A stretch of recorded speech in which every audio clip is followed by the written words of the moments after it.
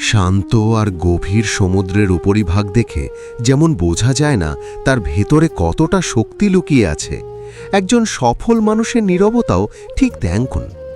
আমাদের জীবনে এমন কিছু মুহূর্ত আসে যখন কথা বলার চেয়ে মুখ বন্ধ রাখাটাই হয়ে ওঠে সবথেকে বড় বুদ্ধিমানী। যখন আপনার ভেতরে রাগের আগুন দাউ দাউ করে জ্বলছে, তখন একটি শব্দ উচ্চারণ করবেন না, কারণ রাগের মাথায় বলা কথাগুলো তীরের মতো অন্যের মনে বিঁধে যায়, যা পরবর্তী সময় হাজারো আফসোস করেও ফিরিয়ে আনা সম্ভব হয় না। রাগের মুহূর্তে নিজেকে সামলে নেওয়া মানেই হলো জীবনের অর্ধেক যুদ্ধে জয়ী হওয়া। একইভাবে কেউ যখন আপনাকে অকারণে উস্কে দেওয়ার চেষ্টা করবে বা ছোট করার ফাঁদ পাতবে, তখন পাল্টা উত্তর না দিয়ে মুচকি হাসুন। মনে রাখবেন, আপনার প্রতিক্রিয়া তাদের আনন্দ দেয়, আর আপনার নীরবতা তাদের অস্থির করে তোলে।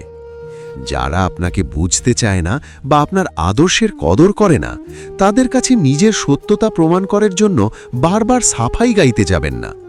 সূর্যের আলোর যেমন কোনো প্রমাণের প্রয়োজন হয় না, আপনার কাজের ফলাফলও একদিন ঠিক সেভাবেই সবার সামনে উজ্জ্বল হয়ে ধরা দেবে।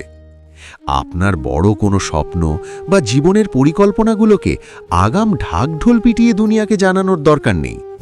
গোপনে নিজের সাম্রাজ্য গড়ে তুলুন। পরিশ্রমটা হোক নিভৃতে, কারণ শোরগোল করে শুরু করা অনেক কাজই মানুষের হিংসা বা নেতিবাচকতায় মাঝপথে থমকে যায়। আপনার সাফল্য যখন চূড়ায় পৌঁছবে, তখন আপনার হয়ে সেই সাফল্যের গর্জনই সারা পৃথিবী শুনতে পাবে।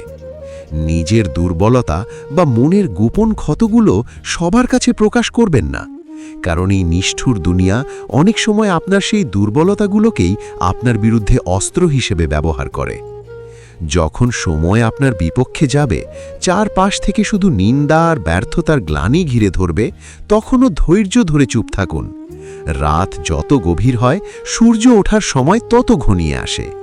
নিন্দুকদের কথায় কান না দিয়ে নিজের ওপর বিশ্বাস রাখুন এবং নীরবে নিজের দক্ষতা বাড়িয়ে তুলুন।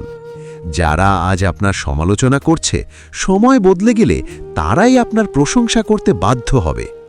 কথা দিয়ে নয়, নিজেকে এমন এক উচ্চতায় নিয়ে যান যেখানে আপনার নীরবতাই হবে আপনার ব্যক্তিত্বের সবথেকে বড় পরিচয়। মনে রাখবেন, সিংহের নিস্তব্ধতা মানেই হলো এক বিশাল শিকারের প্রস্তুতি।